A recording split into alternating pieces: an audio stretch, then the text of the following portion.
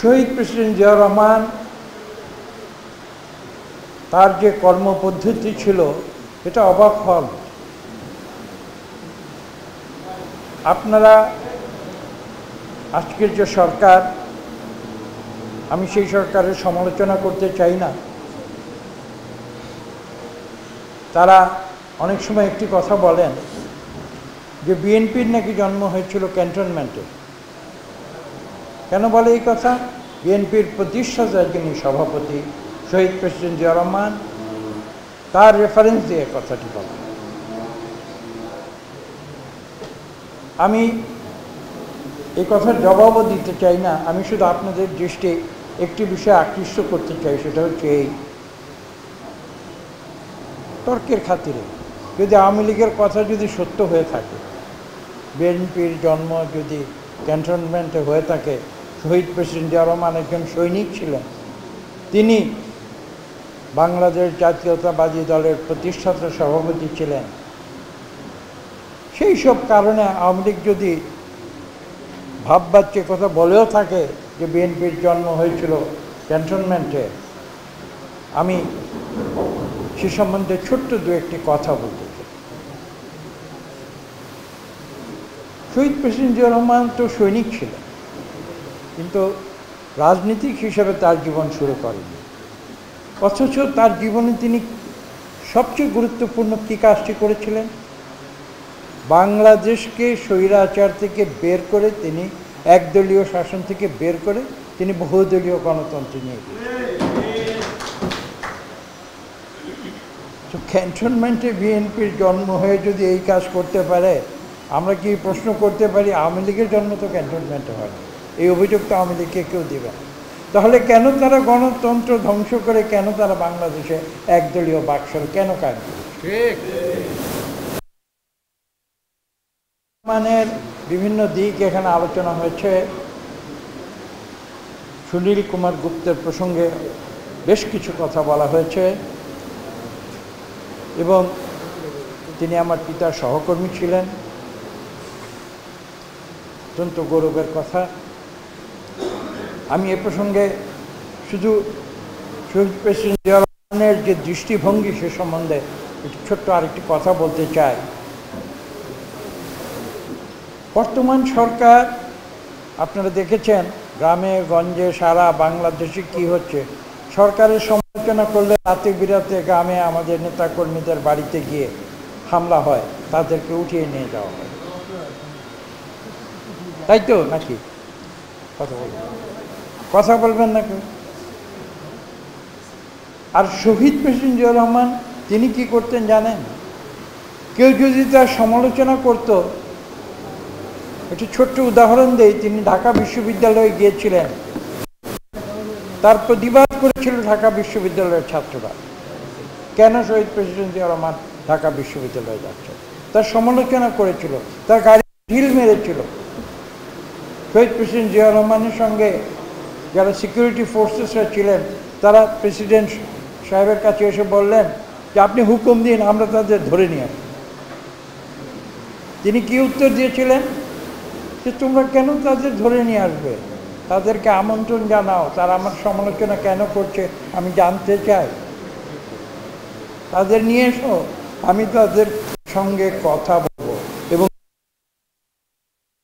যারা তার কঠোর সমালোচনা করেছিল ঘন্টার পর ঘন্টা, তিনি তাদের সঙ্গে কথা বলেছিলেন, তাদের সমালোচনার জবাব দিয়েছিলেন।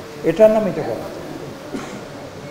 সেই গণতন্ত্রের বিশ্বাসী ছিলেন শহীদ প্রেসিডেন্ট। আজকে কথা বলতে গেলে অনেক কথা বলতে হয়, এবং সেই গণতন্ত্রের ধারাবাহিকতায় একটু আগে আপনারা শুনেছেন বাংলাদেশি জাতীয়তাবাদের যে উদাহরণ আপনারা শুনেছেন।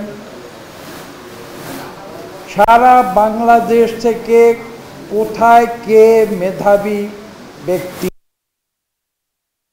বিশেষে সবাইকে সংগ্রহ করে তিনি এক সুতায় তাদের কণ্ঠিত করেছিলেন। আপনারা আজকের নতুন প্রজন্ম হয়তো জানেন, শহীদ প্রেসিডেন্ট জিয়াউর রহমান যে প্রথম ক্যাবিনেটটি তৈরি করেছিলেন, সেই ক্যাবিনেটটিকে বলা হতো ক্যাবিনেট অফ ট্যালেন্টস। সারা বাংলাদেশ থেকে তিনি ট্যালেন্ট খুঁজে খুঁজে এনে মন্ত্রিসভা তৈরি করেছিলেন। উদ্দেশ্য কী ছিল? এই বাংলাদেশকে নতুন করে করতে হবে। যে বাংলাদেশ সৃষ্টি হয়েছিল গণতন্ত্রের জন্য, যে গণতন্ত্র ধ্বংস করে এখানে একদলীয় বাকশাল কায়েম করা হয়েছিল, সেই দেশটিকে আবার নতুন করে গড়ে তুলতে হবে। যেই দেশ তলাবিহীন ঝুড়িতে পরিণত করেছিল আওয়ামী লীগ, সেই তলাবিহীন ঝুড়ির দেশকে আবার নতুন করে গড়ে তুলতে হবে, যেখানে মানুষ অর্থনৈতিকভাবে তারা উন্নত হবে এবং যারা সেখানে কথা বলার স্বাধীনতা পাবে, ভোট দেবার স্বাধীনতা পাবে। আজকে সেই কথাগুলো নতুন করে মনে পড়ে যখন আমরা সুনীল কুমার গুপ্তের জীবনের কাহিনী এখানে আলোচনা করতে এসেছি।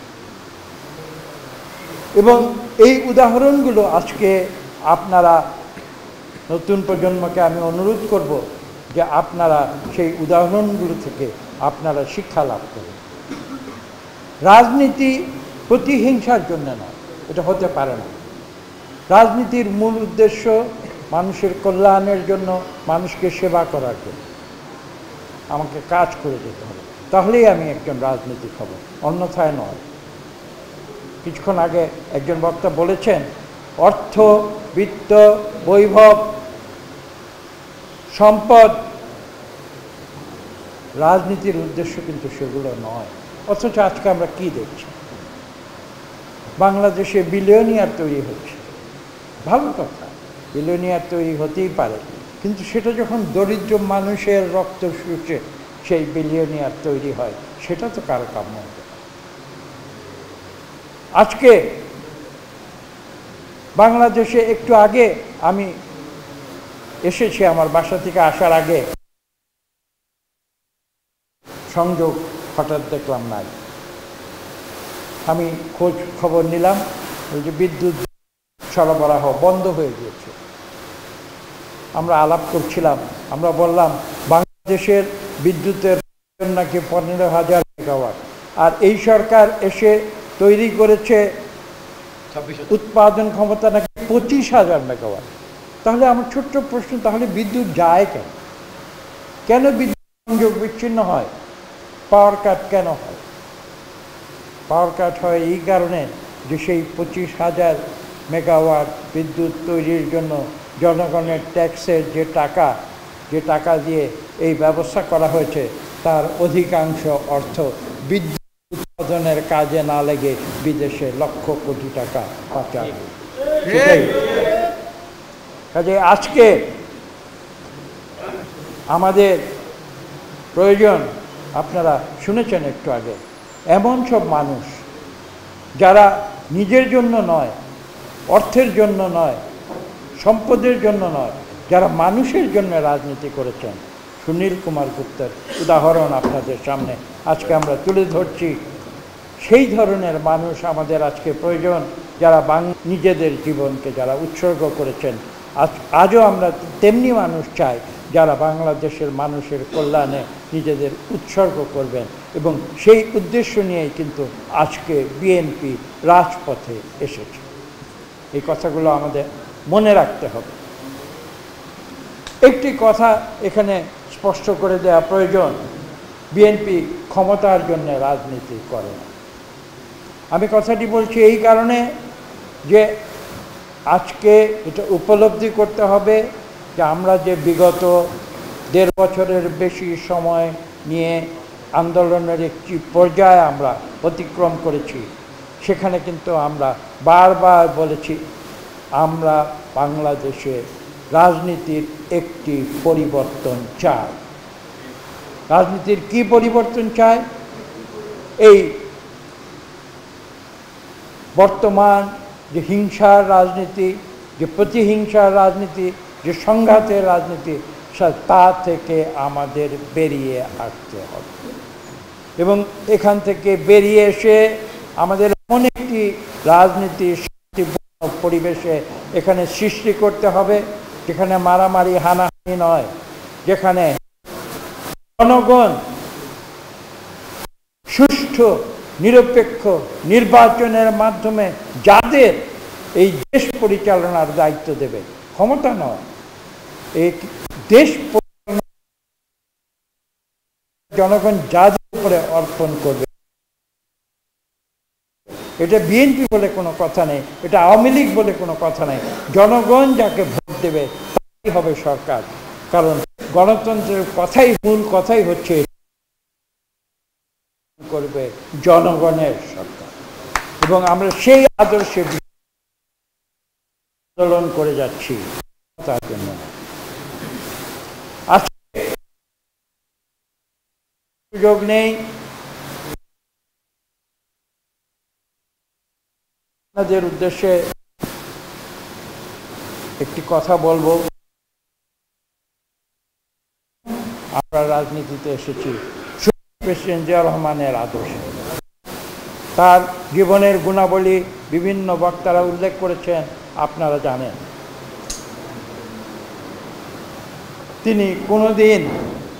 তিনি তার রাজনীতির জীবনে কোনোদিন অর্থবিত্তের প্রতি আকৃষ্ট হন নাই। তার নিজের এটি প্রমাণ করে দিয়েছেন। তার জীবনের একটি শেষ সময়ের একটি ঘটনা আমি আপনাদের উদ্দেশ্যে বলতে চাই, যে টাইম ম্যাগাজিন, 100 বছরের পুরনো যে টাইম ম্যাগাজিন, বিশ্বের একটি বিখ্যাত নিউজ ম্যাগাজিন, সেই টাইম ম্যাগাজিনে শহীদ প্রেসিডেন্ট জিয়াউর রহমানের প্রচ্ছদচিত্র করার পরে আমেরিকা যুক্তরাষ্ট্রে ব্যতিক্রমধর্মী প্রচ্ছদচিত্র, সেটা নিয়ে আলোচনা হয়েছিল। জিজ্ঞাসা করা হয়েছিল যে আপনারা এত বিখ্যাত পত্রিকা, কোথাকার পৃথিবীর ছোট্ট একটি দেশ, সেই দেশের একজন প্রেসিডেন্ট, তার ছবি দিয়ে আপনারা কী কারণে প্রচ্ছদচিত্র তৈরি করেছেন, কেন করেছেন, তার ব্যাখ্যা দিন। সম্পাদক মণ্ডলী উত্তর দিয়েছিল যে তৃতীয় বিশ্বে যে গুণটি সবচেয়ে দুর্লভ সেটি হচ্ছে এই, যে তৃতীয় বিশ্বের মধ্যে সৎ নেতার অত্যন্ত অভাব। আমরা শহীদ প্রেসিডেন্ট জিয়াউর রহমানের মধ্যে তৃতীয় বিশ্বে খুঁজে পেয়েছি একজন সৎ নেতৃত্ব, এবং সেই কারণেই শহীদ প্রেসিডেন্ট জিয়াউর রহমানের ছবি দিয়ে আমরা প্রচ্ছদ করেছি টাইম ম্যাগাজিনে। এর চেয়ে বড় অভিনন্দন একজন রাজনীতিকের জীবনে আর কি হতো। যে আজকে আমরা আসুন, আমরা নতুন করে বাংলাদেশকে গড়ে তুলি। বিএনপি আমরা জনগণের থাকব, এবং আমরা জনগণের কথা আমরা বলব। আমি স্পষ্ট ভাষায় উল্লেখ করেছি যে আমাদের যে এই আন্দোলন, সেই আন্দোলন এদেশে গণতন্ত্র ফিরিয়ে আনার জন্য, এদেশের মানুষের গণতন্ত্রের অধিকার ফিরিয়ে আনার জন্য, এদেশের মানুষের মানবাধিকার ফিরিয়ে আনার জন্য, এদেশের মানুষের কথা বলার অধিকার ফিরিয়ে আনার জন্য আমরা সেই আন্দোলনে আমরা রাজপথে উঠেছি। হ্যাঁ, এটা হতে পারে মানুষ করে, সমালোচনা করে, খোলাখুলি কথা, এতে লুকানো ছাপানোর কিছু নেই। 5ই জানুয়ারির যে নির্বাচনের প্রশ্ন মানুষ আমাদের করে, অনেকে বলে এই নির্বাচন তো আপনারা ঠেকাতে পারেননি। আমি ছোট্ট ভাষায় উত্তর দেই, এই নির্বাচন বাংলাদেশের 18 কোটি মানুষ বর্জনের মাধ্যমে এই নির্বাচনকে শেষ করে দিয়েছে। কাজে এটা কোনো নির্বাচন নয়। কাজে এই নির্বাচন হলো কি হলো না সেটা নিয়ে কোনো ভাববার অবকাশ নেই। আমাদের যে কথাটি মনে রাখতে হবে যে নির্বাচন তখনই সঠিক হবে যখন সেই নির্বাচনে মানুষ নিজের খুশি মতো ভোট দিতে পারে। আমি কিছুদিন আগে বলেছিলাম যে আওয়ামী লীগ তো একসময় আন্দোলন করেছিল, তাদের স্লোগান কি ছিল? তারা স্লোগান দিয়েছিল, আমার ভোট আমি দেব, যাকে খুশি তাকে দেব। আজকে আওয়ামী লীগের মুখে এই স্লোগান কেন শুনি না? আজকে স্লোগান কারণে তাদের মুখে এই কথাটা শুনি না। আজকে সেই স্লোগান, আমার ভোট আমি দেব, যাকে খুশি তাকে দেব, সেই স্লোগান আওয়ামী লীগের পরিবর্তন হয়ে আজকে আওয়ামী লীগের যে নতুন স্লোগান সেটা কি হয়েছে? আমার ভোট আমি দেব, তোমার ভোটও আমি দেব। এই হয়েছে আজকে আওয়ামী লীগের রাজনীতি। কাজে এই কথাগুলো আমাদের মনে রাখতে হবে এবং আমি আবেদন জানাবো, আওয়ামী লীগের কাছেও আমি আবেদন জানাবো, আপনারা প্রতিহিংসার রাজনীতি ছেড়ে দিন, আপনারা সংঘাতের রাজনীতি ছেড়ে দিন এবং বাংলাদেশের মানুষের কল্যাণে আপনারা রাজনীতি করুন। একদলীয় শাসন কোনোদিন বাংলাদেশের মানুষের কাম্য হতে পারে না। বাংলাদেশের ইতিহাস আপনারা পর্যালোচনা করুন, অনেক বেশি আগে যাওয়ার প্রয়োজন নেই, মুঘল সাম্রাজ্যের দিকে তাকিয়ে থাকুন।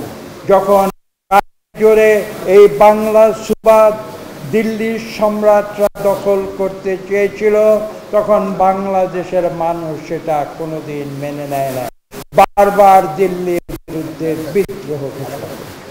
এটাই হচ্ছে আমাদের চরিত্র। আমরা স্বাধীন চেতা মানুষ, আমরা স্বাধীনভাবে থাকতে চাই, আমরা কথা বলতে চাই। আমাদের যদি আমি বলেছি, আমাদের কাছে যে এক হাতে কেউ লোভনীয় খাবার নিয়ে আসে, আরেক হাতে যদি বলে নিয়ে আসে ভোটের অধিকার, এবং যদি এই প্রশ্ন করে তুমি কোনটা নিবে, দুটো একসঙ্গে পাবে না। তুমি কি লোভনীয় খাবার চাও না ভোটের অধিকার চাও? বাংলাদেশের মানুষ বলবে আমার খাবারের প্রয়োজন নাই, আমি ভোটের অধিকার। কারণ আমরা আমাদের মনস্তাত্ত্বিক যে অবস্থান সেটা হচ্ছে এই যে আমরা স্বাধীন চেতা মানুষ, আমরা গণতন্ত্র চাই, কথা বলতে চাই, আমাদের অধিকার প্রতিষ্ঠা করতে চাই এবং সরকারকে জবাবদিহি করতে চাই। আজকে একদলীয় শাসনে কোনো জবাবদিহি নেই, এটা বিশ্ব স্বীকৃত। কাজেই আজকে এই সরকার যদি তারা সত্যিকার অর্থে তারা এদেশকে ভালোবাসে, তাহলে একটি মাত্র উপায় তাদের কাছে রয়েছে, এদেশে গণতন্ত্রের অধিকার মানুষকে ফিরিয়ে দিতে হবে। গায়ের জোরে বন্দুক দিয়ে, বুলেট দিয়ে, গ্রেনেড দিয়ে, জলকামান দিয়ে মানুষের অধিকার কেড়ে নেওয়া যায়, কিন্তু মানুষের ভালোবাসা পাওয়া যায়। বক্তব্য দীর্ঘ করব না, আমি সর্বশেষ শ্রদ্ধা গুপ্ত, তার পরিবারের সদস্য এখানে রয়েছেন, তাদের সকলের প্রতি আমি শ্রদ্ধা জানাই। তারা যে আদর্শ সৃষ্টি করে গিয়েছেন, এই দেশের রাজনীতির যে আদর্শ, শহীদ প্রেসিডেন্ট জিয়া রহমানের প্রদর্শিত পথ ধরে আমি আপনাদের কাছে একটি অনুরোধ করব, আসুন আমরা বাংলাদেশে শহীদ প্রেসিডেন্ট জিয়া রহমানের বাংলাদেশি জাতীয়তাবাদ যে আদর্শে এখানে দল মত জাতি ধর্ম নির্বিশেষে সবাই আমরা বাংলাদেশি, সেই আদর্শে বিশ্বাসী হয়ে আমরা বাংলাদেশে গণতন্ত্র আবার ফিরিয়ে আনি, এই প্রতিজ্ঞা আজকে আপনারা করেন। সবাইকে